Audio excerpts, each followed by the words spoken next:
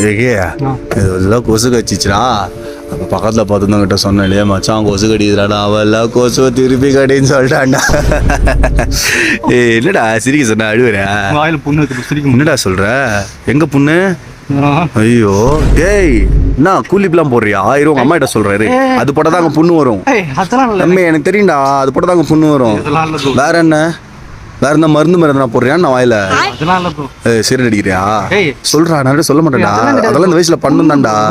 டேய் இந்த வயசுல அதெல்லாம் பண்ணும் தான்.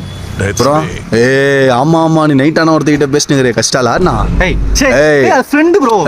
சொல்றா, பரவாயில்ல, இந்த வயசுல தான் நடக்கும் தான்டா. சொல்றா, ஆல்ரெடி நானே புண்ணுல என்ன சொல்ற?